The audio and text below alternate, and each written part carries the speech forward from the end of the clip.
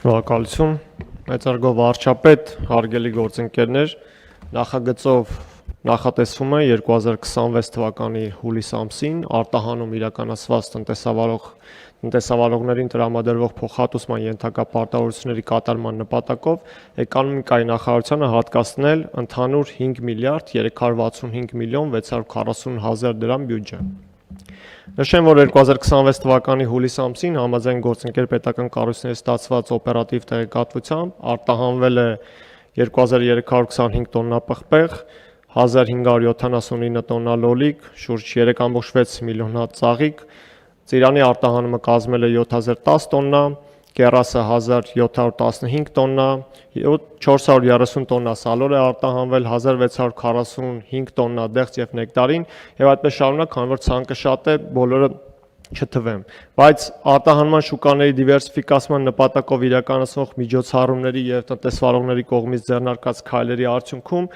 ակնհայտ առաջընթաց է արձանագրվել արտահանման շուկաների դիվերսիֆիկացման գործընթացում։ Վերջին 2 ամիսների ընթացքում ծաղիկներ արտահանվել են 26 երկիր, միրգ 21 երկիր եւ բանջարեղեն 14 երկիր։ Պարոն վարչապետ, հակիրճ այսքաններ, մնացածը եթե հարցեր կլինեն, սիրով պատասխանեմ։ Պարոն Խոջյան, ասինքն տեսեք, դուք թվեր եք ասում, այդ թվերը շատերին շատ բան չեն ասում։ Ընդհանուր առմամբ շատ կարևոր է գնահատել ընդհանուր որակական գնահատական տալ, թե մենք այդ որոշումները, որոնք նախ կայացրել ենք, իրենք ինչպես են աշխատում են թե չեն աշխատում եւ ինչքանով են շոշափելի եւ իրական ազդեցություն ունենում տնտեսությունում առաջացած խնդիրների հաղթահարման վրա։ Այսինքն մենք ո՞նց ենք գնահատում դիվերսիֆիկացման process-ը, բավարար, լավ, գերազանց, որն է մեր սպայի գնահատականը։ Պարոն վարչապետ, նշեմ, որ յուրաքանչյուր շուկա պահանջում է հետևողական աշխատանք, ապրանքների դիրքավորման, մատակարարման ժամանակացույցի ճշգրտման եւ առևտրային ցանցերի ամբողջական համապատասխանության առումով։ Ակնհայտ է, որ այս փուլում տեղի է ունենում արտաքին շուկաների եւ մատակարարման շղթաների վերադասավորումներ։ Եվ իհարկե այն առաջացնում է որոշակի տնտեսական ցնցումներ տնտեսավարողների մոտ եւ այդ է պատճառը, որ կառավարությունը արագ արձագանքման մի քանի միջոցառումներ է իրականացնում, որպեսզի այդ հարցը մեղմի եւ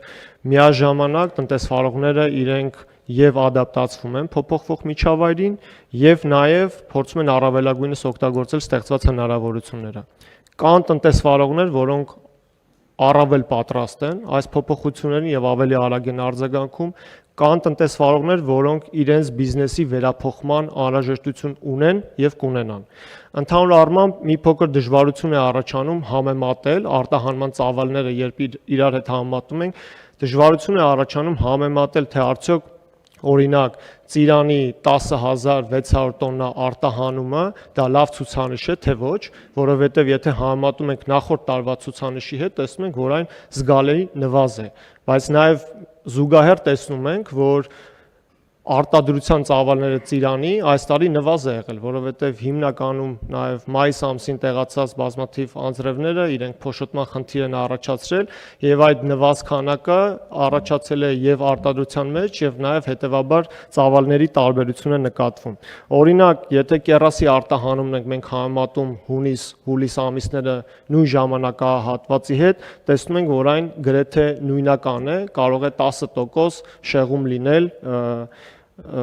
նախորդ տարվա նույն ժամանակի հետ համեմատած։ Օրինակ դեղցը եւ նեկտարինի արտահանումը հունիս-հուլիս ամիսներին